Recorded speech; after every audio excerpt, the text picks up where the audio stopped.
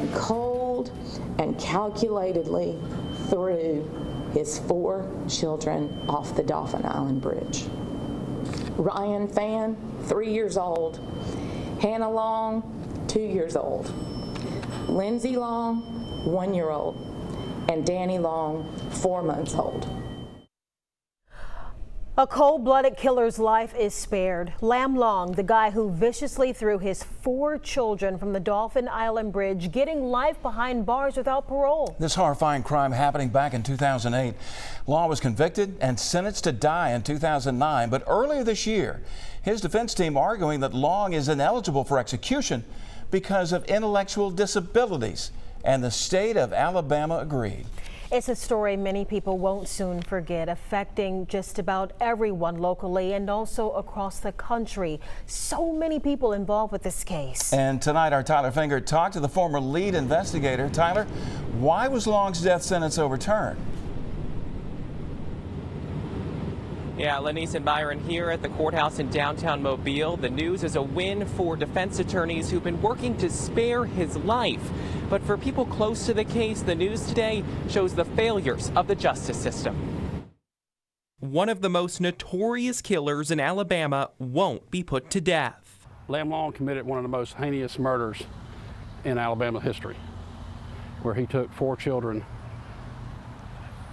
3 of his own, to the top of the Dauphin Island Bridge and threw them off one at a time. DARRYL Wilson was the lead investigator on the case for the Bayou La Battery Police Department. Today's news, simply heartbreaking. My thoughts went back to the 4 children that got tossed off that bridge. And the last things that they thought,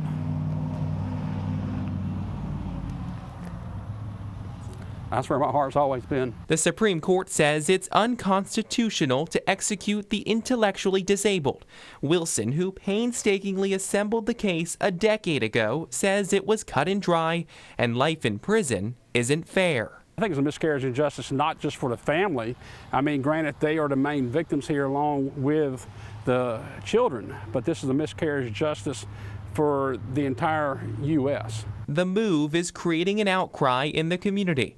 But for the defense team, today, justice was served. The United States Supreme Court said if you have an intellectual disability, you cannot be put to death. So is it a miscarriage of justice?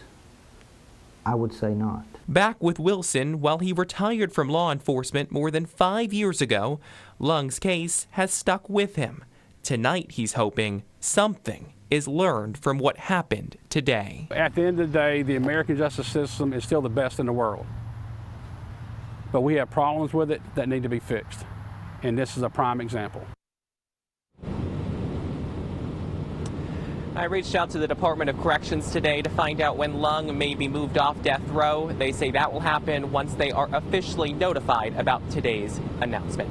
For now, live in downtown Mobile, Tyler Finger, Fox 10 News. Okay, Tyler, thank you. Alabama Attorney General Steve Marshall had this to say about Luong's sentencing. He says, and we quote, "His horrifying actions warrant the most severe penalty our justice system can provide, and that he be put to death. This is a deeply distressing outcome, but under these circumstances, life imprisonment without parole became the only alternative."